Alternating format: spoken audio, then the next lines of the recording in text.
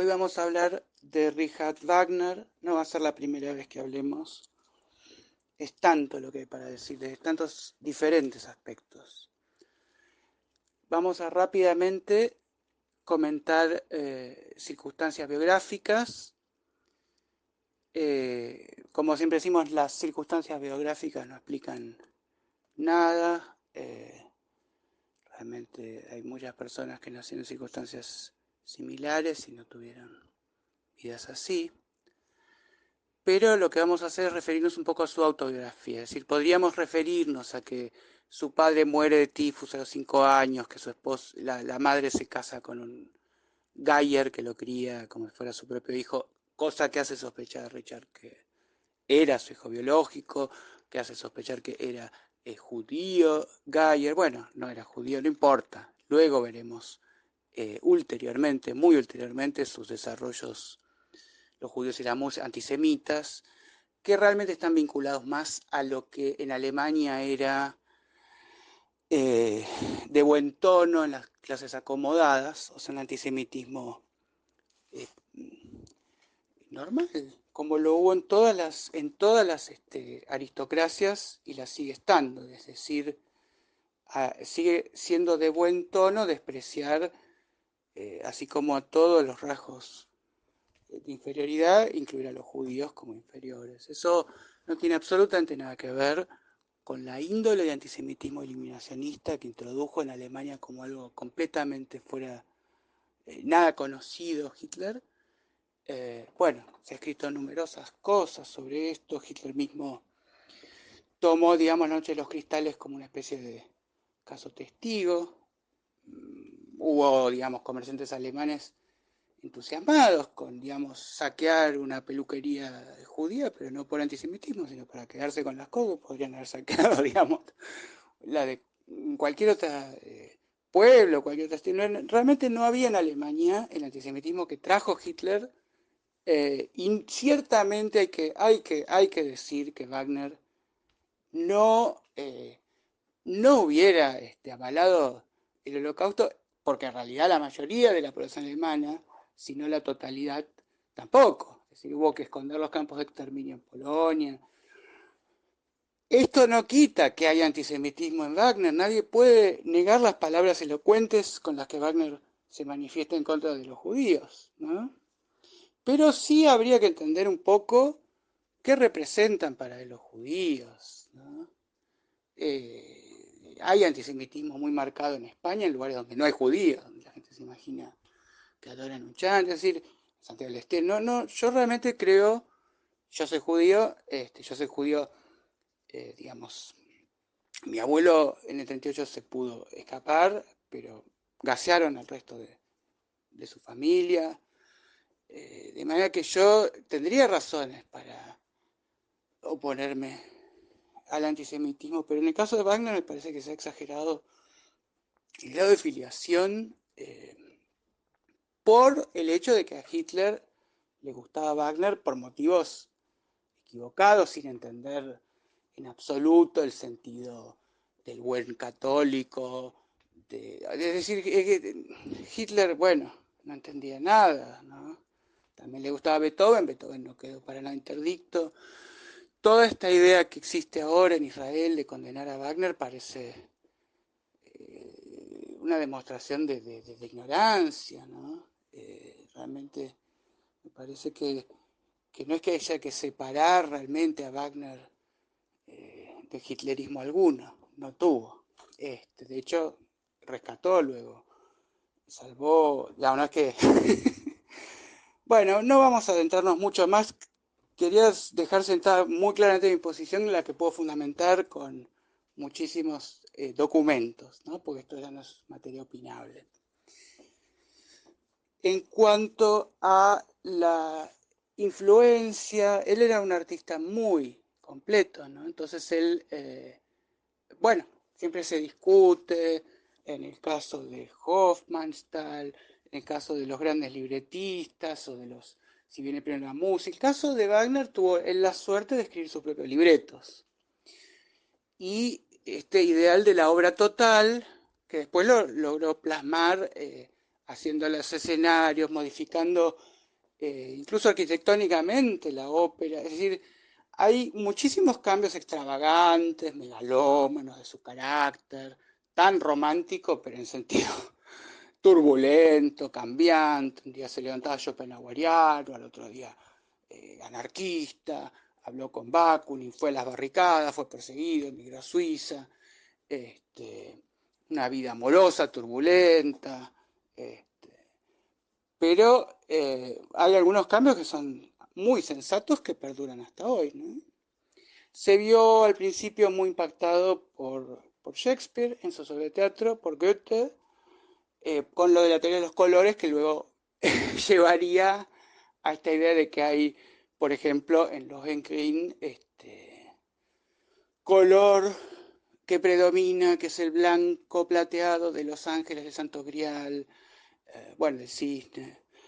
Es una historia, esta de Lohengrin, que es la que me han pedido específicamente que trate, que es un poema medieval del siglo XIII, anónimo, pero que luego fue recuperado y recolectado por los hermanos Grimm y, por supuesto, como ayornado y reversionado para la época. Y entonces, la primera vez que Wagner se entera que existe esta historia es gracias a un filósofo judío del que era amigo. Es decir, recordemos realmente que su antisemitismo es tardío y es parte de la crema innata de la sociedad, así como yo les diría que, por ejemplo, Mendelssohn Bartholdy no quería que se recuerde su apellido Bartholdy porque era judío. Y él mismo entonces se convirtió al protestantismo como todo el mundo para entrar en la buena sociedad, ¿no? Es bastante típico los casos de comprarle a Carlomagno un apellido alemán, según la plata que uno tenía lo podía comprar más caro o más barato, entonces Schwarz es más barato porque es negro, Gold es más caro porque es oro. Existe este chiste del judío que llega a la casa y dice la mujer, ya tenemos apellido alemán, ¿cómo lo llamamos? Schweizbrett, es decir, tabla de transpirar. Dice, qué horrible. Sí, tuve que pagar 5 gulden extra para que pongan la W. Si no hubiera sido Schweizbrett, tabla de mierda. Lo cierto es que al judío se lo marcaba, como también en España. Es un caso muy similar, con los Pérez con Z y con S, Acevedo con Z y con S. Bueno, por supuesto, los Mann con dos N con una N, Rosenberg y Rosenberg, y muchos casos así, ¿no? Mi apellido mismo, Brauer, es bastante singular porque existen Brauers judíos y Brauers no judíos, quiere decir el que hace la cerveza. Bueno, Wagner entonces se ve musicalmente muy impactado por Beethoven, muy impactado por Beethoven. Así es este, bueno, en su época más que nada por la música de su época, o sea, romántica, eh, pero no se puede negar que tiene muchas más influencias de Beethoven que de tipo más tranquilito. Mozart, bueno, está Carl Maria von Weber, cuando él ve el cazador furtivo, le gustan los eventos góticos, eh, queda muy impactado por la soprano Wilhelmine Schröder de Friant, 1829. Eh, todos a su vez quedan muy impactados por su talento. Un profesor lo toma bajo el ala de su protección y le enseña gratis. Bueno, él, digamos, se basa, por ejemplo, en una obra de Heinrich Heine, que es judío. Heinrich Heine es, además, podríamos decir, un Voltaire alemán, pero superior a Voltaire, ¿no? Un genio del humorismo y de la lírica también, ¿no? Que era tan bueno y tan popular que Hitler no lo puede prohibir. Simplemente, bueno, en los libros de la escuela declaran que es de autor anónimo. O sea, borran su nombre, que es para los judíos la peor de las maldiciones posibles, borrado sea tu nombre del libro de la vida. Pero justamente es de los talentos judíos que se nutre Wagner, ¿no? Entonces, bueno, en el holandés errante todavía no aparece algo que es algo a mi juicio, un poco digno de James Joyce en varios sentidos, porque James Joyce tiene un pensamiento un poco analítico, obsesivo, ajedrecístico, matemático, microscópico, y él hace una serie de, eh, digamos, manierismos sutiles, no en dublineses, ¿no? Él escribe los cuentos tan lindos de dublineses, y luego dice, me faltaría un cuentito, quiero leer un cuentito. ¿Sobre qué? Bueno, me gustaría mucho un cuentito sobre un día en la vida de un tipo que sea como el Ulises, pero en el tiempo y no en el espacio, el viaje, y empieza a escribirle y dice, bueno, esto está para más largo, qué sé yo, bueno, escribe el Ulises. Y luego, como los críticos descubren un par de cosas, ya se recalienta y escriben Finnegan's Wake mucho más alambicado, complicado, barroco. Normalmente un artista parte de querer entrar por la puerta grande del arte con una novela de 800 páginas, pues se da cuenta que así no va, que no hay que poner todo, y entonces ya escribe una pequeña novela. El caso de Wagner no es así para nada, es al revés, porque él, a medida que va obteniendo reconocimiento, y a la fuerza, con carácter de porquería, peleándose con todo el mundo, no aceptando críticas, finalmente concibe, digamos, majestuosamente sus obras como de 6 horas. O sea, es bastante común que sean obras que el público eh, no puede soportar, digamos, con una vigilia plena a lo largo de toda la ópera, ¿no? Hay muchas anécdotas con eso, de gente que en el Festival de Bayreuth les escucha, yo esperé 20 años para escuchar esta ópera, está roncando, ¿y qué quiere si ayer vine a la ópera? También. O sea, él quiere probar hasta dónde se puede llegar aumentando las distintas aristas. Y bueno, la duración, después abrevia muchas cosas, ¿no? Pero la duración es bastante atípico en muchísimas cosas, Wagner.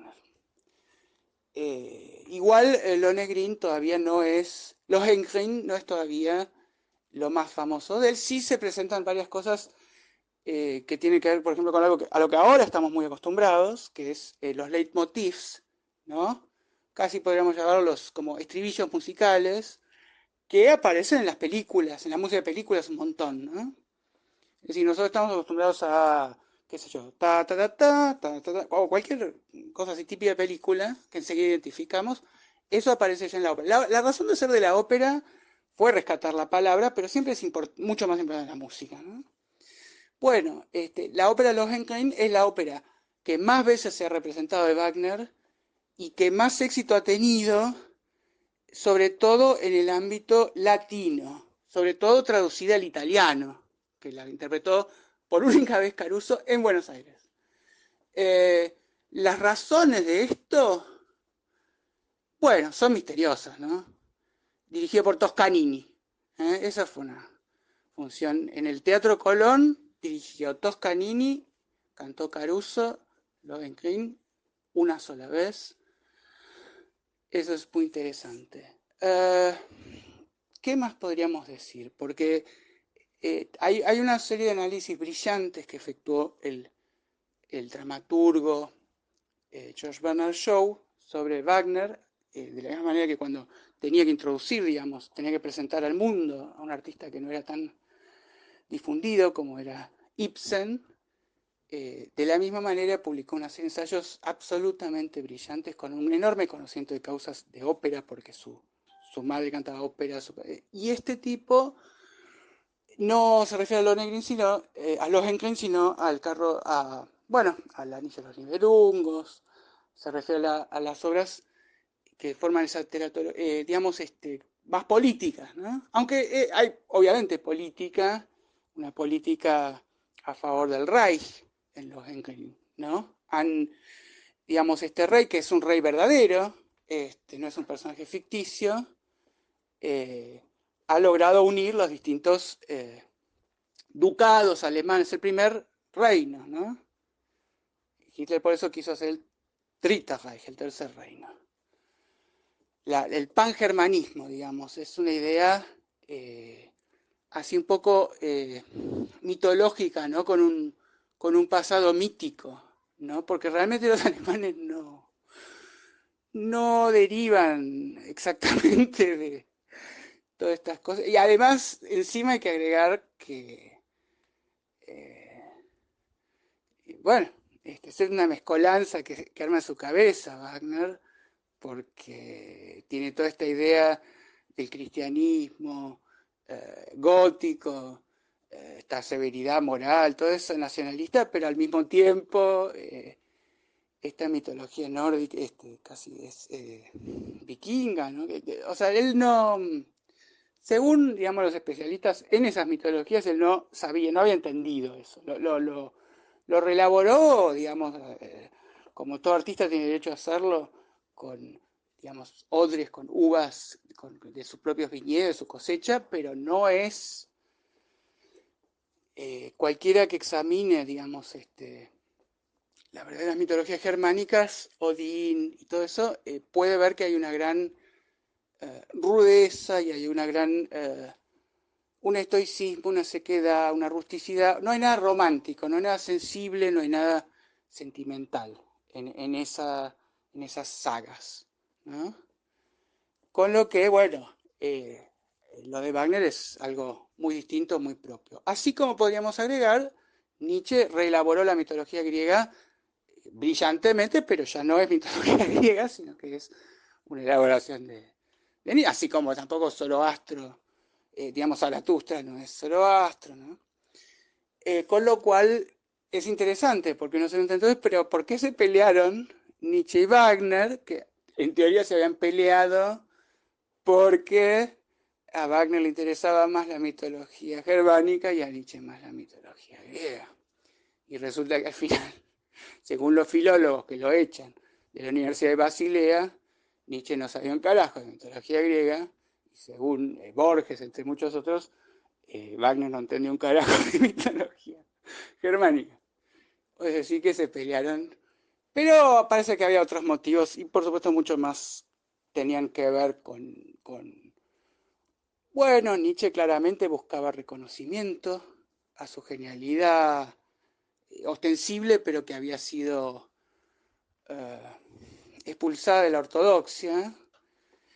Eh, y bueno, Wagner también está kilos de adulaciones diarias. Y Wagner era eh, peor persona que Nietzsche, por así decirlo.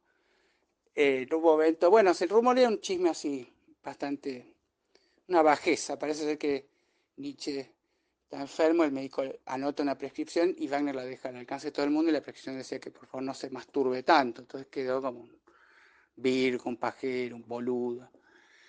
En fin, como quiera que sea, había muchísimas diferencias entre ellos como para pensar que nos iban a terminar distanciando. Lo que sí cuesta entender es el grado de resentimiento con el que se quedó Nietzsche, que escribió el caso Wagner, y entonces ya después lo acusa de haberse desgermanificado, que, digamos, no es en realidad inexacto, porque lo que es la versificación en la que incurre Wagner, que yo realmente no lo... Yo sé alemán, podemos analizar distintos fragmentos. Lo bueno de Wagner es la música, sus versos, su poética, realmente no creo que merezcan ser rescatados. Como lírico no era destacable para nada, no lo busqué con lupa. Sí encuentro un experimento interesante, una innovación así muy pensada, donde ciertamente, digamos, está tomando de inteligente al espectador, a mi gusto de demasiado inteligente, pues no creo que lo haya notado nadie. Y es que en los Green aparecen diferenciados cada personaje con una métrica diferente habla. ¿Mm? Entonces finalmente habla con octosílabos, los Green, como si fuera un payador criollo. El endecasílabo traído de Italia de las primeras óperas caracteriza al rey. Pero ¿quién puede prestar atención a eso? ¿Quién está atento a esas rimas y a la cantidad de sílabas? Son asuntos simetrías matemáticas que no inciden realmente desde el punto de vista del efecto musical, ¿no?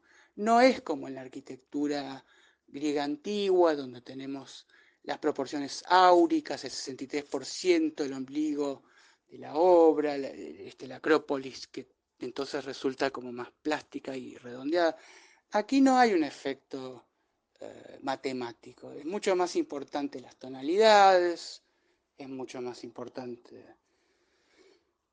en fin, creo que los Green constituyen una gran excepción al resto, a la ulterior obra, que es estridente, es sonora, es enérgica. El grado de Úrsula es la última gran ópera romántica, sin duda, en la que cierra el romanticismo, podríamos decir. Eh, bueno, claramente Wagner merece muchísimos análisis ulteriores. Eh, es bastante sencilla de entender la obra en sí, es decir, no es una obra que tenga una historia complicada, tampoco ahí Wagner le introduce ningún tipo de modificación así, ningún mensaje especial. Eh, Thomas Mann adora a esta ópera y la considera, digamos, una sinfonía. Eh, en fin, ¿qué sería por ahí importante destacar de esta ópera? Porque no se la suele realmente destacar como lo típico de Wagner. Eh, es una ópera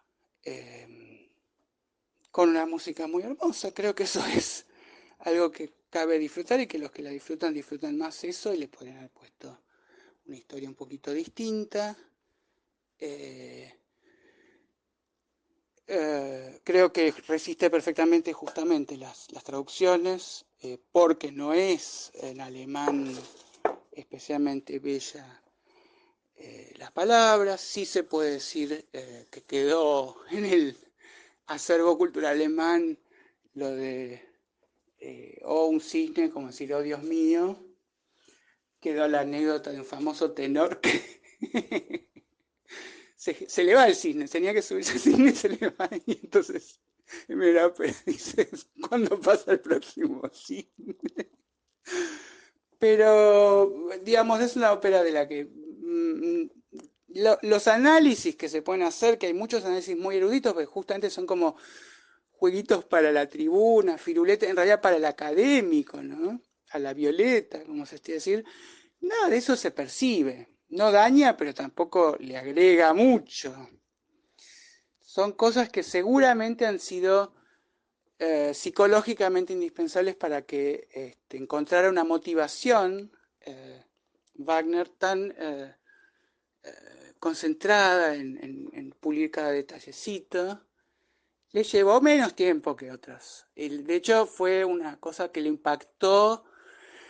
Él hace un viaje en 1845 a las aguas termales de Marienbad, donde luego es famosa la película el año pasado en Marienbad, ¿no? De Rob Grisset, Alan Resnais. Bueno, él va ahí con dos libritos que se lleva a Ocasiones para leer así nomás. Y uno es Parsifal y el otro es Lohengrin, los dos en ese momento le impactan muchísimo, así que deja de lado los músicos cantores de Nuremberg, que era el proyecto en el que está trabajando, y se pone inmediatamente a componer. Eh, bueno, tiene mucho éxito, muchísimo éxito, cimenta su fama, luego viene su etapa que tiene que emigrar, en fin, es muy interesante, así que vamos a seguir hablando de Wagner.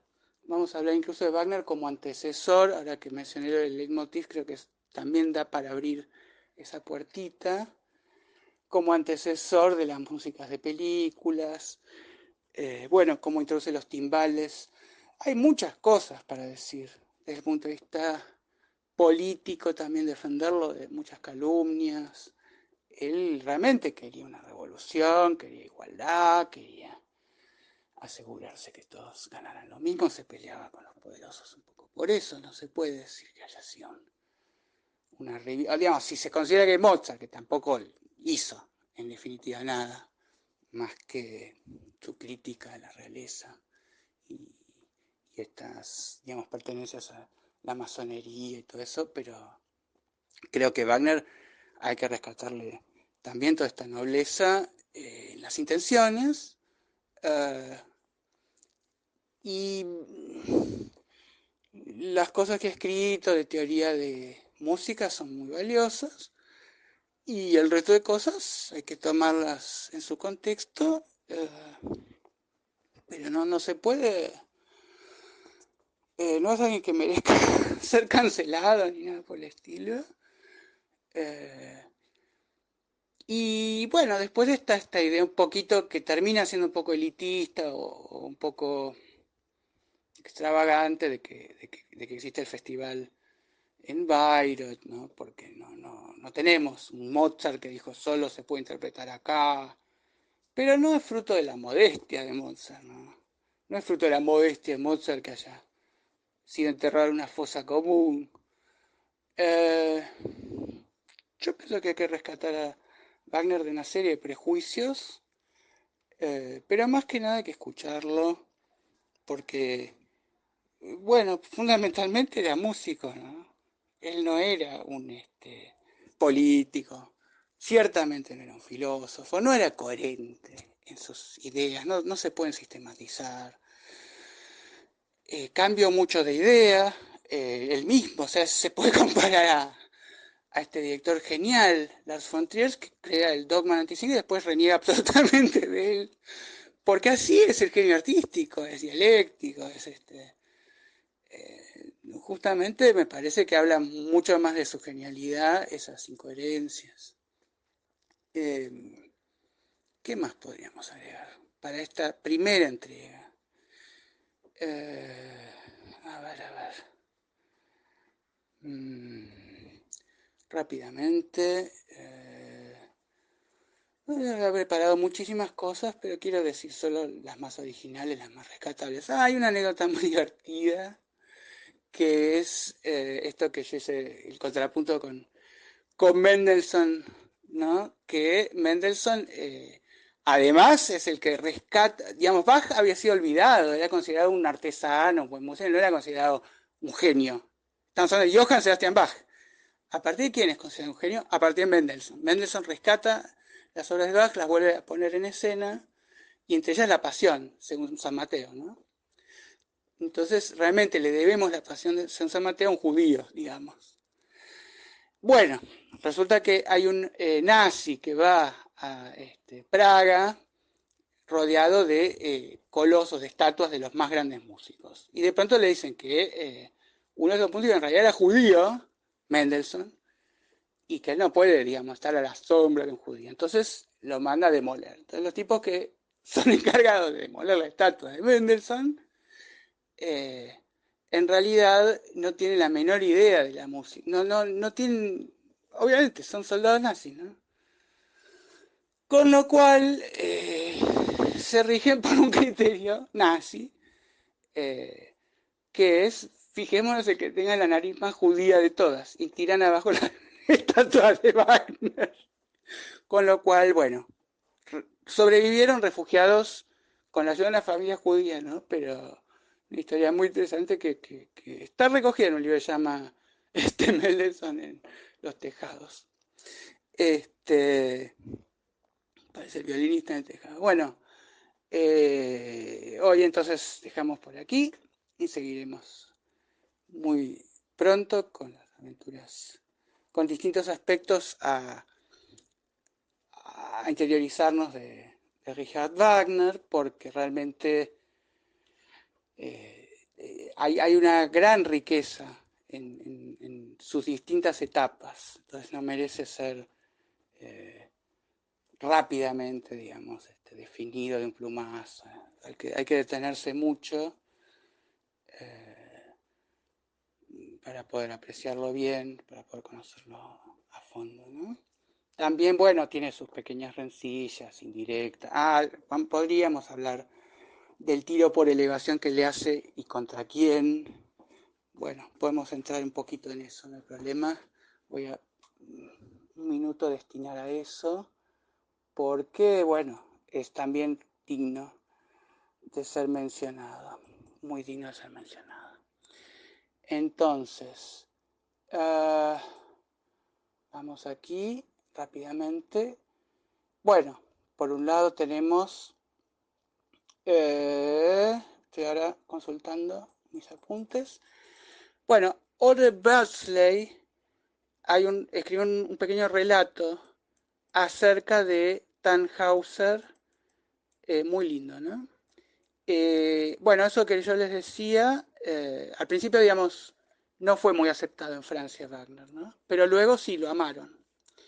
Y, y justamente los grandes simbolistas lo exaltaron, ¿no? Baudelaire, un montón, un montón de Metternich, un montón de franceses lo encontraron maravilloso.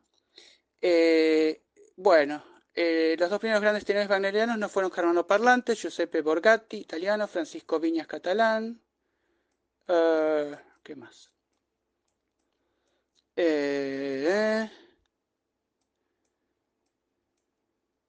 Rápidamente.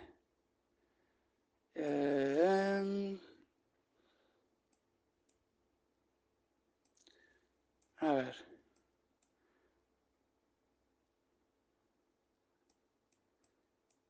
Es infinito realmente lo que hay para decir de Wagner. Pero bueno, eh, hay una obra maravillosa de Patrice Chéreau, la obra de arte del futuro, que él se basa en la tetralogía, ¿no? En la crítica del capitalismo que hace Wagner. Es decir, él inspiró a muchísimos grandes genios después. Eh, bueno, a ver.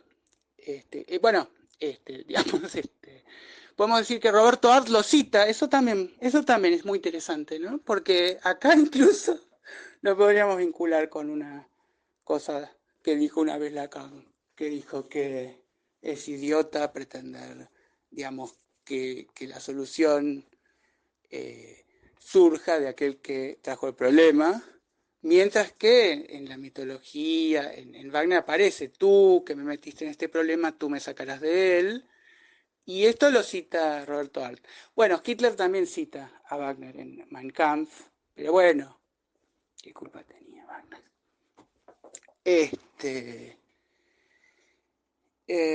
El blanco del ataque, sin nombrarlo, es Giacomo Meyerbeer, que triunfaba en París y ganaba millones con el género Grand Opera, que eran películas, claro, pochocleras. Bueno, eso es lo que yo quería destacar, ¿no? Que Wagner realmente, bueno, hace música siempre de enorme calidad, tomando enormemente, sin subestimar nunca, digamos, al público, ¿no? O sea,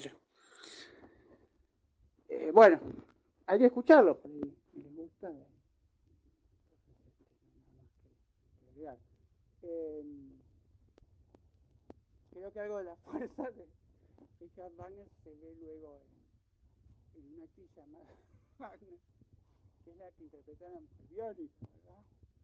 Que eso luego se produce musicalmente con Tan Biónica y Qué linda noche, ciudad de Buenos Aires. Eso es una música de Balchó, que es el principal channel. En fin, en fin. No puedo hablar de las clases mías con sintetización porque hay que tomarlo muy en serio, hay muchísimo que aprender.